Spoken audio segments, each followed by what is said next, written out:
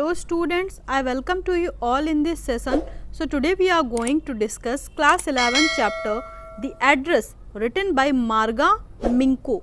So before we start this chapter, once से allowed English दुनिया में आए हैं तो कुछ सीख के जाना है बाहरी दुनिया में अगर आपको सफलता पाना है. So let's start and read this chapter. Do you still know me? I asked. अब यहाँ पे राइटर जो हैं वो खुद जाकर के किसी लेडी से पूछती हैं कि क्या आप मुझे अभी भी जानती हो. The women looked at me searchingly. अब वो जो वुमेन होती है वो मुझे बहुत ही ध्यान से देखती है. She had open the door a chink. उसने दरवाजे को पार्शियली खोल रखा है. चिंक मीन्स होता है जब आप हल्का सा दरवाज़ा खोल करके किसी को झांक के देखते हो. तो वो जो वुमेन है जिससे राइटर पूछ रही हैं उसने दरवाजे को बिल्कुल पार्शियली खोल रखा है और उससे झांक करके देखती है. I am closer and stood on the step. मैं पास में जाकर के खड़ी हो जाती हूँ. राइटर कहती हैं कि मैं उसके पास में जाकर के खड़ी होती हूँ. No I don't know you.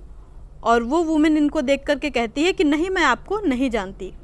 I am Mrs S daughter. मैं मिसिस एस की डॉटर हूँ. She held her hand on the door as though she wanted to prevent it opening any further. उसने दरवाजे को बहुत ही कस के पकड़ रखा है, ऐसा मानो कि वो नहीं चाहती कि दरवाज़ा पूरा खुले. अब राइटर उसको बताती हैं कि मैं मिसेस एस की डॉटर हूँ, लेकिन फिर भी वो वुमेन ऐसा दिखाती है जैसे वो राइटर को नहीं पहचानती. Her face gave absolutely no sign of recognition. अब वो ऐसा उसका जो चेहरा है बिल्कुल ऐसा दिखा रहा है जैसा कि वो बिल्कुल भी नहीं जानती है कि मिसेस एस कौन थी. She kept staring at me in silence. और चुपचाप से मुझे खड़े होकर के घूर रही थी. Perhaps I was mistaken. अब राइटर को लगता है कि शायद मुझसे कोई गलती हो गई है, शायद मैं ही किसी रॉन्ग एड्रेस पे आ गई हूँ. I thought perhaps it is not her. हो सकता है कि जिससे मैं मिलने आई हूँ ये लेडी वो ना हो, वो लेडी कोई और हो और शायद मुझसे गलती हुई हो. I had seen her only once. क्योंकि राइटर जिस लेडी से मिलने गई हैं उस लेडी को उन्होंने अपनी पूरी लाइफ में सिर्फ एक बार देखा है. Flittingly and that was years ago. और एक बार थोड़े ही समय के लिए देखा है और वो भी कई साल पहले. It was most probable that I had रंग द रॉन्ग बेल. तो राइटर को लग रहा है कि शायद मैंने ही गलत घर की घंटी बजा दी. The women let go of the door and step to the side. उसके बाद वो दरवाज़ा पूरा खोल देती है और थोड़ा सा बाहर आके खड़ी होती है. She was wearing my mother's green knitted cardigan. और जब मैं उसको देखती हूँ तो उसने एक कार्डिगन पहन रखा था. कार्डिगन क्या होता है? जो स्वेटर होता है जिसमें आगे से बटन लगी हुई होती है, ठंडियों में हम लोग पहनते हैं. तो वैसा ही उसने एक कार्डिगन पहना हुआ था जो कार्डिगन राइटर की जो मदर हैं उनका बुना हुआ था. The wooden buttons were rather pale from washing. और कई बार धुल कर उसके ऊपर जो लकड़ी की बटन लगी हुई थी वो भी अब काफ़ी भद्दी पड़ चुकी थी. She saw that I was looking at the cardigan and half hid herself again behind the door. अब जब उसने देखा कि मैं उसका कार्डिगन नोटिस कर रही हूँ तो वो फिर से जाकर के दरवाजे के पीछे छिप गई और उसने अपने आप को उस दरवाजे के पीछे छिपा लिया. But I knew now that I was right. लेकिन मैं श्योर हो गई थी कि मैं सही एड्रेस पे आई हूँ और वो वुमेन वही है, लेकिन वो ऐसा दिखावा कर रही है कि जैसे कि वो राइटर को नहीं जानती. अब ऐसा क्यों हो रहा है, वो क्यों उनको पहचानने से मना कर रही है, ये आगे जा कर के पता चलेगा. Well you knew my mother I asked. मैंने कहा कि आप मेरी माँ को जानती हो. Have you come back. तब वो कहती है कि क्या तुम लोग वापस आ गए. I thought that no one had come back. मुझे तो लगा था कि कोई भी वापस नहीं आएगा. Only me. तो राइटर कहते हैं केवल मैं ही वापस आई हूँ. अ door opened and closed in the passage behind her. उसके बाद वो दरवाज़ा खोलती है और जाकर के बंद कर देती है. अ मस्टी स्मेल इमर्स्ड. और उसके घर के अंदर से एक मस्टी सी स्मेल आती है. मस्टी मतलब सीलन, जैसे कभी पानी की वजह से सीलन हो जाती है ना तो उसकी अजीब सी स्मेल होती है, तो वैसे ही उसके घर से स्मेल निकलती है. I regret I can not do any thing for you. और उसके बाद वो वुमेन कहती है कि मुझे अफसोस है कि मैं तुम्हारे लिए कुछ नहीं कर सकती. I have come here specially on the train. I wanted to talk to you for a moment. तो राइटर ने कहा कि मैं स्पेशली ट्रेन से आपसे मिलने आई हूँ और मैं आपसे थोड़ी देर के लिए बात करना चाहती हूँ. It is not convenient for me now said the women. I can't see you another time. तो अब वो वुमेन क्या कहती है कि अभी मेरे लिए तुमसे बात करना कन्वीनियंट नहीं होगा, मैं अभी तुमसे बात करने में कंफर्टेबल नहीं हूँ और मैं तुमसे फिर कभी किसी और दिन बात करूँगी। She nodded and cautiously closed the door as though no one inside the house should be disturbed। और उसके बाद उसने दरवाजे को बंद कर दिया, ऐसा दिखाने की कोशिश कर रही थी जैसे कि मानो वो चाह रही है कि मैं राइटर जो है वो घर में किसी भी इंसान को डिस्टर्ब ना करें। I stood where I was on the step, मैं अभी भी स्टेप पे जहाँ पे खड़ी थी सीढ़ियों पे वहीं पे खड़ी हूँ। The curtain in front of the bay window moved, अब घर के बाहर जो विंडो है उस पे जो कर्टन पड़ा हुआ था, पर्दा पड़ा हुआ था, वो एकदम से पर्दा थोड़ा सा मूव होता है। Someone stared at me and would then have asked what I wanted. Oh nothing, the woman would have said it was nothing. शायद अंदर खिड़की से कोई मुझे घूर के देख रहा था और उसने उस लेडी से पूछा कि कौन आया था, क्या चाहता था। तो उस लेडी ने उस जो कोई भी वो विंडो पे था उससे कहा कि कोई नहीं, कुछ भी नहीं चाहता था। आगे क्या है, I look at the name plate again. अब राइटर जब थोड़ा सा आगे बढ़ती हैं तो जो घर की नेम प्लेट लगी हुई है उसको फिर से पढ़ती हैं। Darling it said in black letters on white enamel, white colour की पिंक पेंट के ऊपर बड़ा बड़ा सा नाम लिखा हुआ था, Mrs Darling. On the jamb a bit higher the number 46, और उनका जो घर का नंबर था नंबर 46 वो भी पड़ा हुआ था। As I walked slowly back to the station, अब मैं धीमे धीमे से स्टेशन की ओर वापस जा रही थी। I thought about my mother, और मैं अपनी मदर के बारे में सोच रही थी। वो had given me the address years ago, ये जो एड्रेस है मुझे मेरी माँ ने कई साल पहले दिया था।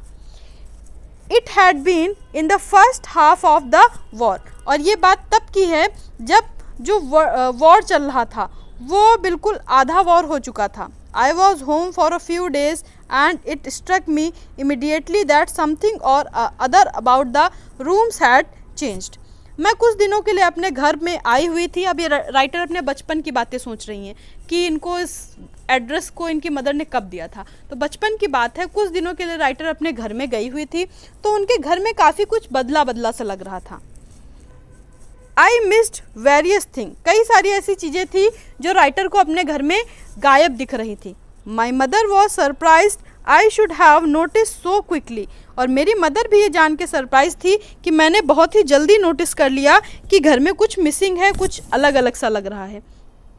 Then she told me about Mrs Darling, फिर उनकी मदर ने मिसेस डॉर्लिंग के बारे में मुझे बताया। I had never heard of her but apparently she was an old acquaintance of my mother. अब राइटर कहती है मैंने तो मिसेस डॉर्लिंग के बारे में पहले कभी नहीं सुना था, इससे पहले ना तो मैं उनको जानती थी, लेकिन शायद मेरी माँ की कोई पुरानी जान पहचान वाली थी। एक्वेंटेंस मीन्स कोई जान पहचान वाला, तो मेरी मदर की शायद वो कोई पुरानी जान पहचान वाली थी। Whom she had not seen for years, और मेरी मदर भी उनसे कई सालों से नहीं मिली थी। She had suddenly turned up and renewed there contact, अब एकदम से वो मेरे घर में आने जाने लगी और उनका जो कॉन्टैक्ट था फिर से रिन्यू हो गया। Since then she had come regularly, उसके बाद से वो मेरे घर हर रोज आती थी Mrs Darling. Every time she leaves here she takes something home with her, जब भी वो मेरा घर छोड़ के जाती थी तो वो अपने साथ मेरे घर के कुछ सामान ले जाती थी। Said my mother she took all the table silver in one go. तो ये सब बातें कौन बताता है, राइटर की मदर राइटर को बताती हैं कि जब भी मिसेस डॉर्लिंग घर आती थी तो वो कुछ ना कुछ सामान राइटर के घर से ज़रूर ले जाती थी। एक बार में तो वो जितना भी टेबल के ऊपर रखा हुआ सिल्वर का सामान था वो सारा सामान ले जाती हैं। And then the antique plates that hung there, और फिर कुछ एंटीक प्लेट्स थी, मीन्स बहुत ही ज़्यादा कीमती और वैल्यूएबल थिंग्स जो बहुत ही मुश्किल से मिलती हैं, ऐसी सारी जो प्लेट्स थी जो मेरे घर के वॉल पे टंगी हुई थी, दूसरी बार में वो सारा सामान ले जाती हैं। She had trouble lugging those large vases and I am worried she got a crick in her bag from the crockery. Mother कहती हैं कि वो जब आती थी तो हर बार इतना सारा सामान ले जाती थी कि मुझे डर लगता था कि कहीं ऐसा ना हो कि उनकी कमर में कोई मोच चली जाए और उनको दर्द हो जाए इतना भारी सामान उठा करके। My mother shook her head pityingly, I would never have dared ask her, she suggested it to me herself, she even insisted she wanted to save all my nice thing, if we have to leave here we shall lose everything she says. अब उनकी mother आगे क्या बताती हैं कि उस time पे जब वॉर चल रहा था, वहाँ पे उस टाइम पे वॉर चल रहा था जहाँ पे ये राइटर की मदर रहती थी और इनके घर में काफ़ी सामान ऐसा था जो काफ़ी वैल्यूएबल था, काफ़ी कीमती था। तो जो मिसेस अब राइटर की जो मदर थी उनको किसी भी वक्त अपना घर छोड़ के जाना पड़ जाता, क्योंकि वॉर की सिचुएशन ऐसी होती है कि कभी भी किसी भी जगह कुछ भी हो सकता है, कोई भी ट्रेजेडी हो सकती है और लोग अपना घर छोड़ छोड़ के जाते हैं। तो वैसा ही वॉर चल रहा था और उनकी जो मदर थी उनके घर में बहुत सारा प्रीशियस सामान था। अब उनके अंदर टेंशन थी कि इनका सारा प्रीशियस सामान क्या होगा, जब ये लोग घर छोड़ के चले जाएंगे तो सारा सामान लेकर के नहीं जा सकते हैं। तो इसीलिए जो मिसेस डॉर्लिंग थी वो इनकी मदर के घर में रोज़ आती थी और कहती थी कि जब आप लोग यहाँ से चले जाओगे तो मैं आपका जितना भी सामान है उन सब की देखभाल करूँगी, मैं उनको ले जा कर के अपने घर में रख लेती हूँ, सबको सुरक्षित रखूँगी और जब वापस आप लोग आओगे तो मैं सारा सामान आपको वापस कर दूँगी। इसलिए वो हर बार आती थी और बहुत सारा सामान घर से ले कर के जाती थी। मदर भी उनको सारा सामान दे देती थी इस उम्मीद से कि वो वहाँ ले जाएंगे और कभी फ्यूचर में जब वो वापस आएंगे तो वो उनका सारा सामान वापस कर देंगे, तब तक के लिए संभाल के रखेंगी। और सारी की सारी चीज़ें इनके घर में जो भी थी बहुत ही ज़्यादा वैल्यूएबल थी। Have you agreed with her that she would keep everything, I ask. तो राइटर पूछती हैं कि क्या आपको लगता है कि वो सारी सामान अच्छे से संभाल के रखेंगी। As if that necessary my mother cried, it would simply be an insult to talk like that. अब उनकी मदर जो है राइटर को डांट देती हैं, कहती हैं कि इस तरह से उनसे पूछना उनकी इंसल्ट करने के समान होगा। And think about the risk she is running each time she goes out of door with a full suitcase और बैग। अब उनकी मदर फिर कहती हैं कि सोच करके देखो कितनी मेहनत करती हैं वो, हर बार आती हैं इतना सारा सामान फुल बैग और सूटकेस भर के ले जाती हैं और कितनी मेहनत करती हैं वो, हमारे लिए कितना सब कुछ कर रही हैं और उनके लिए इस तरह से सोचना कितना ख़राब लगेगा, उनकी बेइज्जती करने के समान होगा। My mother seems to notice that I was not entirely convinced. अब मेरी मदर को लगता था कि मैं पूरी तरह से मदर से कन्विंस्ड नहीं हूँ।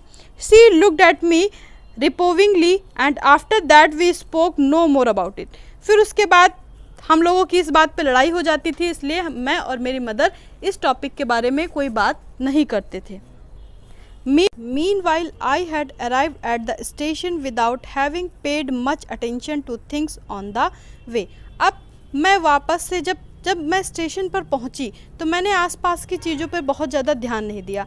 अब ये अपने पास्ट लाइफ से फिर से प्रेजेंट में आ गई हैं और कहती हैं कि जब मैं स्टेशन पर पहुंची तो वहाँ पे जो भी रास्ते में जो भी लोकेशंस पड़ी उन पर इन्होंने कुछ खास ध्यान नहीं दिया। I was walking in familiar place again for the first time since the war. जब वॉर हुई थी उसके बाद से फिर से ये वही अपनी पुरानी जान पहचान की जगहों पर ये घूम रही थी। But I did not want to go further than was necessary. लेकिन ये बहुत ज़्यादा कहीं जाना नहीं चाहती थी ज़रूरत से ज़्यादा। I did not want to upset my self with the sight of street and house full of memories from a precious time. वो जो दिन थे उनके पुराने हाउस के, तो वो सारी जो मेमोरीज़ थी उन सबको वो फिर से याद करके अपने आप को डिस्टर्ब नहीं करना चाहती थी, इसीलिए वो बहुत ज़्यादा चीज़ों को ध्यान नहीं देती हैं। In the train back I saw Mrs. Darling in front of me again as I had the first time I met her.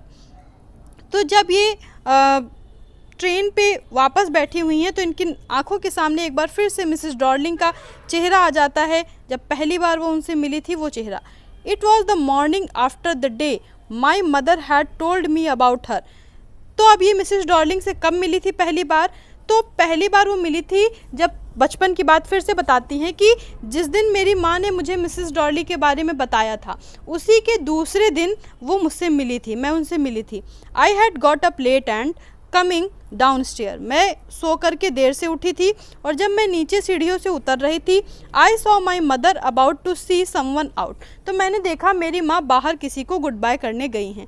A women with a broad bag, और वो जो वुमेन थी उनका जो बैग था वो काफ़ी चौड़ा था। There is my daughter said my mother, she beckoned to me, उन्होंने मेरी ओर इशारा करते हुए मिसेस डॉर्लिंग को बताया कि वो मेरी डॉटर है। The women nodded and picked up the suitcase under the coat rack, she wore a brown coat and a shapeless hat. अब उस वुमेन ने मुझे देख करके सिर हिलाया, उसके बाद उसने अपना सूटकेस उठाया, उसने ब्राउन कलर का कोट पहना हुआ था और एक शेपलेस हैट पहन रखी थी। Does she live far away? I asked, seeing the difficulty she had going out of the house with the heavy case. जब मैंने देखा कि वो इतना भारी भरकम सा सूटकेस उठा करके जा रही हैं, तो मैंने अपनी मदर से पूछा कि क्या वो कहीं बहुत दूर रहती हैं। In Marconi Street said my mother, number 46, remember that. तो मेरी माँ ने बताया कि वो मार्कोनी स्ट्रीट पे रहती हैं, इनके हाउस का नंबर 46 है, इसको ध्यान रखना। आई हैड रिमेंबर्ड इट, तब से मुझे वो नंबर याद है। But I had waited a long time to go there, लेकिन काफ़ी समय, अब राइटर तब छोटी थी अब बड़ी हो गई हैं, काफ़ी समय से इंतज़ार कर रही थी लेकिन वहाँ पर गई नहीं थी। इनिशियली आफ्टर द लिब्रेशन, जब वहाँ पे जो युद्ध हुआ था, वॉर हुई थी, उसके बाद लिब्रेशन भी हो गया था। I was absolutely not interested in all that stored stuff and naturally I was also rather afraid of it. तो राइटर बताती हैं कि मैं पुरानी चीज़ों को नहीं लाना चाहती थी, वो सारा सामान नहीं लाना चाहती थी, क्योंकि मुझे डर लगता था, मैं पुरानी चीज़ों को, पुरानी मेमोरीज़ को याद नहीं करना चाहती थी। Afraid of being confronted with things that had belong to a connection that no longer existed. वो सारी चीज़ें उनके साथ, उन सारी चीज़ों के साथ उनका बचपन का कनेक्शन है और अब वो सारी चीज़ें ख़त्म हो चुकी हैं, इसलिए मैं उन सबको याद करके अपने आप को तकलीफ़ नहीं देना चाहती थी, इसीलिए इतने दिनों तक वो अपने सामान को देखने नहीं आती हैं। Which were hidden away in cupboard and boxes and waiting in vain until they were put back to their place again, which had endured all those years because they were things। वो सारी सामान हैं और काफ़ी समय से वो सब वहाँ पे पड़ी हुई हैं मिसेस डॉर्लिंग के घर में, और मैं इंतज़ार कर रही हैं कि कब मैं ले जा कर के उनको उनके वापस अपनी जगह पर रखूं। But gradually everything become more normal again, अब फिर से युद्ध के बाद सब कुछ नॉर्मल हो गया। Bread was getting to be are lighter colour, it means कि अब जो डिफ़िकल्टीज़ थी, इकोनॉमिकल डिफ़िकल्टी, वो भी अब ख़त्म हो गई थी। There was a bed you could sleep in unthreatened, a room with a view you were more used to glance at each other. अब फिर से सब कुछ सिचुएशन नॉर्मल हो गई थी, तो लोग को रूम मिलता था, बेड मिलता था लेटने के लिए। And one day I noticed I was curious about all possessions that must still be in that address, I wanted to see them, touch, remember. तो अब अचानक से मुझे वो सारा सामान याद आ जाता है कि जो मिसेस डॉर्लिंग अपने घर में लेकर के गई हैं, तो मेरा मन करता है कि मैं जाकर के अपना सारा सामान फिर से देखूं, उसको टच करूं और उसको याद करूं। After my first visit in the vain to Mrs Darling house, I decided to try a second time. अब जब पहली बार तो वो मिसेस डॉर्लिंग के घर गई तो उन्होंने तो उनको पहचानने से ही इनकार कर दिया, ना तो उन्होंने उनको पहचाना, ना ही तो उनकी मदर को पहचानने से। उनके मदर के जब उन्होंने अपनी मदर का नाम बताया तो वो भी उन्होंने पहचानने से मना कर दिया। तो अब इन्होंने सोचा कि सेकेंड टाइम एक बार फिर से जा कर के देख लेते हैं, शायद इस बार कुछ बेनिफिट हो। Now a girl of about 15 open the door to me. अब जब सेकेंड टाइम जा कर के वो दरवाज़ा खटखटाती हैं तो एक 15 साल की लड़की दरवाज़ा खोलती है। आई ask her if her mother was at home, तो मैंने उससे पूछा कि क्या तुम्हारी माँ घर पर हैं। No she said my mother is doing an errand, मेरी माँ कुछ काम कर रही हैं। No matter I said I will wait for her, तो मैंने कहा कोई बात नहीं, मैं उनका इंतज़ार कर लूँगी। I followed the girl along the passage, अब जैसे जैसे वो गर्ल घर के अंदर इंटर कर रही है मैं भी उसके पीछे पीछे जा रही हूँ। An old fashion iron Hanukkah candle holder hung next to a mirror, एक मिरर के सामने एक हनुका टंगा था। हनुका क्या था? पुराने समय में इस तरह का एक कैंडल होल्डर हुआ करता था, ऐसे डिज़ाइन का बना होता था जिसमें कैंडल्स लगाते थे, और वो आयरन का बना हुआ था। काफ़ी जो ये होते हैं काफ़ी कॉस्टलीस्ट थिंग्स होती हैं और काफ़ी प्रीसियस होती हैं, तो वो टंगा हुआ था। We never use it because it was much more cumbersome than a single candlestick। तो वो लड़की कहती है कि हम लोग इनको ज़्यादा यूज़ नहीं करते हैं क्योंकि इसको यूज़ करना ईजी नहीं है और हम लोग सिंगल कैंडल स्टिक को ही यूज़ करते हैं। Want you sit down, I ask the girl. अब उस गर्ल ने पूछा कि क्या आप बैठोगी नहीं। She had open the door of the living room. अब वो लिविंग रूम का दरवाज़ा खोलती है। आई वेंट इनसाइड पास्ट हर। मैं उसके पीछे पीछे उस रूम में जाती हूँ। I stopped horrified. जो कुछ भी मैंने देखा वो सब देख करके मैं बहुत हैरान थी। I was in a room I knew and did not know. अब वो कहती है मैं एक ऐसे रूम में थी जिसको मैं जानती भी थी और नहीं भी जानती थी। अब जानती थी इसलिए क्योंकि उस रूम में जितना भी सामान था वो सब इनकी मदर का था, और नहीं जानती थी का मतलब ये था कि अब वो सारा सामान किसी और का है और उनका उस पर कोई अधिकार नहीं है, वो किसी और के घर में रखा हुआ है। I found myself in the midst of things I did not want to see again but which oppressed me to the strange atmosphere। तो मैं उन सारी चीज़ों के बीच में थी जिनको मैं देखना नहीं चाहती थी, लेकिन अब मैं उन सब के बीच में हूँ और ये जो एटमॉस्फेयर है काफ़ी अलग सा है। और because of the tasteless way everything was arrange, और जो कुछ भी सामान वहाँ रखा था वो अच्छे से अरेंज नहीं था, अच्छे से सजाया हुआ नहीं था, तो मुझे देख करके वो भी अजीब लग रहा था। Because of the ugly furniture और the muggy smell that hung there, वहाँ पे स्मेल अजीब अजीब सी आ रही थी, फर्नीचर काफ़ी पुराना हो चुका था। I don't know but I scarcely dare to look around me. The girl moved a chair, I sat down and stared at the wooden table cloth. अब वो लड़की इनके लिए एक चेयर डाल देती है। जब मैं उस चेयर पे बैठती हूँ तो वहाँ पे सामने जो टेबल रखी हुई थी उसके ऊपर एक कपड़ा पड़ा हुआ था जो कि वुलन था, ऊन का था। आई रब्ड इट, मैंने उसको अपने हाथों से रगड़ा। एक minute. I rubbed it, my fingers grew warm from rubbing. अब क्योंकि वो ऊन थी तो जो ऊन होती है उस पर अगर आप हाथ से रगड़ो तो हाथ आपका गर्म हो जाएगा। I followed the lines of the pattern, फिर मैं उस पैटर्न को अच्छे से हाथों से देखती हूँ। Somewhere on the edge there should be a burn mark that had never been repaired. फिर वो ढूंढने लग जाती हैं बचपन में उस जो उसके ऊपर कपड़ा पड़ा हुआ था टेबल पे, टेबल क्लॉथ जो पड़ा हुआ था वो भी उनकी मदर का था जिसको उनकी मदर ने ही बुना हुआ था। और दूसरी चीज़ ये थी कि उसमें बचपन में एक जलने का निशान पड़ गया था जिसको सही नहीं किया जा सकता था। तो अब उसको ढूंढने लग जाती हैं कि क्या वो निशान अभी भी उस पर है, वो उनकी मदर का ही है या नहीं, उसको मेक श्योर करने के लिए। My mother will be back soon said the girl, I have already made tea for her, will you have a cup. तो लड़की कहती है कि माँ जल्दी आ जाएंगे, मैंने चाय बनाई है, क्या आप चाय पियोगे? Thank you. तो उसने कहा नहीं thank you.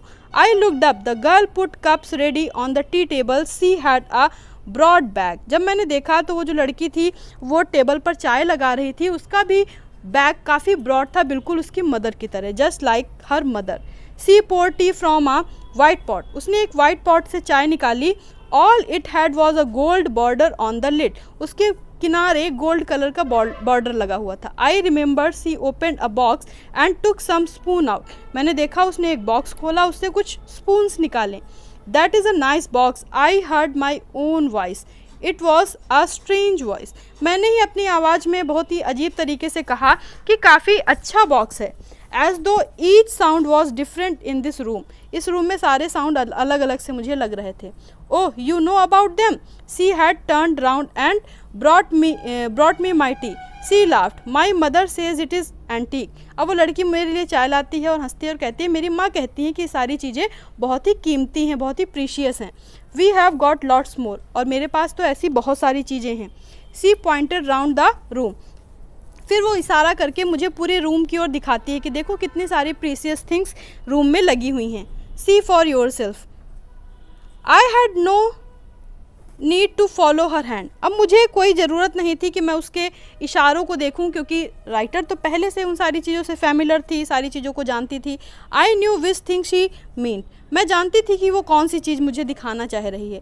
I just look at still life over the tea table, as a child I had always fascinated the apple on the pewter plate. अब वो सोच रही हैं कि जब टेबल के ऊपर एक प्यूटर प्लेट रखी हुई थी, जब वो छोटी थी तो उनके घर में जो वो प्यूटर प्लेट हुआ करती थी उसको देख करके वो मुझे बहुत पसंद थी। प्यूटर प्लेट क्या होता है, एक सिल्वर कलर की प्लेट थी, उसमें कुछ कलर्ड फेक एप्पल्स रखे हुए थे, मतलब कि डेकोरेशन वाले एप्पल्स रखे हुए थे और वो मुझे देख करके बहुत ही अच्छे लगते थे। तो वो pewter प्लेट आज मिसेस डार्लिंग के घर में रखी हुई है। जब मैं उसे मैंने देखा तो मुझे बचपन की वो याद वापस आ गई। We use it for everything she said, once we have 8 of the plates hanging there on the wall, I wanted to so much but it was not anything special. तो वो लड़की बताती है कि हम लोग इन सारी चीज़ों का यूज़ करते हैं। एक बार तो हमने वो जो प्लेट टंगी हुई हैं जो एंटीक हैं उनमें खाना खाया था, लेकिन खाना खाने के बाद हमें ऐसा नहीं लगा कि वो कुछ स्पेशल हैं। I found the burn mark on the tablecloth. The girl looked questioningly at me. अब जब मैंने उस बर्न मार्क को ढूंढ लिया उस कपड़े पर, तो वो लड़की मुझे बहुत ही गौर से देख रही थी, मानो कि मुझसे क्वेश्चन करना चाह रही है कि मुझे कैसे पता कि इस पे कोई बर्न मार्क है। Yes, I said, you get so used to touching all these lovely things in the house, you hardly look at them anymore. You only notice when something missing. अब राइटर कहती हैं कि जब आपके घर में सारी चीज़ें होती हैं तो आप उसको इम्पोर्टेंस नहीं देते हो, आपको उसमें कुछ स्पेशल नहीं लगता है, लेकिन जब वो चीज़ आपके घर से मिस हो जाती है, उसको कोई चुरा ले जाता है या वो कहीं चली जाती है, तब आप उसको याद करते हो, तब आपको इसकी इम्पोर्टेंस पता चलती है। Because it has to be repaired or because you have lent it, for example. Again I heard the unnatural sound of my voice and I went, oh, I remember my mother once asked me if I would help her polish the silver. अब फिर से इनको बचपन की एक याद आ जाती है कि एक बार जब वो छोटी थी तो उनकी मदर ने सिल्वर को पॉलिश करने के लिए कहा। It was a very long time ago, काफ़ी समय पहले की बात है। I was probably bored that day और perhaps I had stay at home because I was ill. अब उस दिन मैं घर पे ही रुकी हुई थी और मैं बोर हो रही थी, मेरी तबीयत ख़राब थी। As he had never asked me before I ask her which silver she meant and she replied. तो माँ ने मुझे कभी नहीं कहा था, तो मुझे भी पता नहीं था कि माँ कौन से सिल्वर की बात कर रही हैं। Surprise that it was the spoons, fork and knifes of course, and that was the strange thing, I did not know the cutlery we ate of every day was silver. मुझे जान करके बड़ी हैरानी हुई। मेरी माँ ने मुझे उस दिन बताया कि मेरे घर में जो भी नाइफ्स हैं, जो भी स्पून है, जो भी कटलरी हम लोग यूज़ करते हैं, वो सारी सिल्वर की है, वो सब कुछ चांदी का है। इससे पहले तो मुझे पता ही नहीं था। उस दिन मेरी माँ ने जब पॉलिश करने को कहा तब मुझे पता चला कि वो सब कुछ चांदी का है। The girl laughed again. I bet you don't know it is either. I looked intentionally at her. What we eat with? She asked. Well, do you know? तो जब मैंने उस लड़की से कहा कि मैं तुमसे शर्त लगा सकती हूँ कि तुम्हें भी नहीं पता होगा कि ये सारा सामान सिल्वर का है। तो उस लड़की ने कहा कि क्या वो सामान जिससे हम खाना खाते हैं? तो मैंने कहा कि क्या तुम जानते हो कि वो सिल्वर का है? She hesitated, she walk to the sideboard and wanted to open a drawer. I will look, it is here. अब वो लड़की जाती है और जाकर के ड्रॉर खोलती है मुझे दिखाने के लिए वो सारा सामान। आई jumped up, I was forgotten the time, I must catch my train. तभी मैं एकदम से उठ के खड़ी हो जाती हूँ। मैं कहती हूँ कि मेरा ट्रेन का टाइम हो रहा है, मुझे वापस जाना है। She had her hand on the drawer, उसने अपना हाथ ड्रॉर में रखा हुआ था। Don't you want to wait for my mother. अब वो कहती है कि क्या आप माँ का इंतज़ार नहीं करोगी? No, I must go, I walk to the door. मैं कहती हूँ कि नहीं, मुझे जल्दी ही जाना है। The girl put the drawer open, I can find my own way. मैंने कहा मैं अपना खुद का रास्ता ढूंढ लूँगी, तुम अपना काम करो, मैं चली जाऊँगी। As I walk down the passage I heard the jingling of spoon and forks. अब जब राइटर वापस जा रही थी तो उन्होंने उन स्पून्स की आवाज़ सुनी, उनके जिंगलिंग की आवाज़ सुनी, जो स्पून्स उनके खुद के थे, उनकी मदर के थे। At the corner of the road I looked up the name plate, Marconi Street, it said. I had been at number 46, the address was correct, but now I did not want to remember it anymore. Writer कहती है जब मैं वापस जा रही थी तो मैंने फिर से देखा, मार्कोनी स्ट्रीट थी, नंबर 46 था, लेकिन अब ये एड्रेस मैं दोबारा याद नहीं करना चाहती हूँ। I would not go back there because the objects that are linked in your memory with the familiar life of former times instantly lost their value when searched from them. You see them again in strange surrounding, and what should I have done with them in a small rented room where the shreds of blackout paper still hung along the windows and no one then a handful of cutlery handful of cutlery fitted in the narrow table drawer. अब writer कहती हैं कि जब आप पुरानी सारी चीज़ों को देखते हो किसी दूसरे के घर में, मतलब जो चीज़ें पहले आपकी थी और अब वो आपकी नहीं रही, वो किसी दूसरे के घर में है, तो उनको देखो तो तकलीफ़ भी होती है। तो इसलिए मैं दोबारा से ना तो इस एड्रेस पे आना चाहती हूँ, ना ये सारी चीज़ें देखना चाहती हूँ, इन सबको मैं भूल जाना चाहती हूँ। और फिर कहती है कि मैं इन सारी चीज़ों का करूँगी भी क्या, क्योंकि जिस रेंटेड हाउस में मैं रहती हूँ वहाँ पे जगह बहुत छोटी है, ये सारी चीज़ें मेरे घर में आएंगी नहीं, और दीवार पे भी कुछ भी टांगने के लिए जगह नहीं है, और जहाँ पे वो कटलरी रखती हैं उसमें भी बहुत थोड़ी सी जगह है जिसमें थोड़ी सी ही कटलरी आ सकती हैं। तो वो सारी सामान वो वापस से क्या करेंगी, इसलिए उसके ऊपर वो ध्यान नहीं देती हैं। I resolved to forget the address of all the thing I had to forget, that would be the easiest। सबसे आसान चीज़ यही होगी कि वो सारी चीज़ें भूल जाओ। तो ये सारी चीज़ें राइटर भूल जाने को डिसाइड करती हैं। तो क्या थी स्टोरी, राइटर जो हैं उनकी मदर जो थी मिसेस एस, वो जहाँ पे रहती थी वहाँ पे वॉर चल रहा था, तो उनकी एक फ्रेंड थी मिसेस डॉर्लिंग, उन्होंने अपना सामान उनको अपने घर में रखने के लिए उन्होंने कहा कि मैं तुम्हारा सामान अपने घर में रख लेती हूँ। उनके घर में काफ़ी प्रीशियस सामान था और उन्होंने अपने घर में ले जा कर के सारा सामान रख लिया। लेकिन जब मिसेस एस की जो डॉटर थी यानी कि जो राइटर हैं, वो जब जाती हैं उनके घर में तो मिसेस डॉर्लिंग उनको पहचानने से मना कर देती हैं, और जब सेकेंड टाइम वो जाती हैं उन सारी चीज़ों को देखती हैं तो उनको सारी बचपन की यादें याद आती हैं, तो इसलिए उनको तकलीफ़ होती है। तो वो डिसाइड करती हैं फाइनली कि वो सारी चीज़ों को भूल जाएंगी, उसको दोबारा से नहीं देखेंगी। तो ये थी पूरी स्टोरी। आई होप कि आप लोगों को समझ में आई होगी। कोई भी कन्फ्यूजन है तो आप हमें कमेंट बॉक्स में लिख सकते हैं। प्लेलिस्ट का लिंक मैंने डिस्क्रिप्शन बॉक्स में दे दिया है। क्लास 11 के जितने भी चैप्टर हैं आप वहाँ से जाकर के विजिट कर सकते हैं। तो ऐसे ही और इंटरेस्टिंग वीडियोज़ को पाने के लिए हमारे चैनल को लाइक शेयर सब्सक्राइब करना ना भूलें। So thank you students, take care and good bye.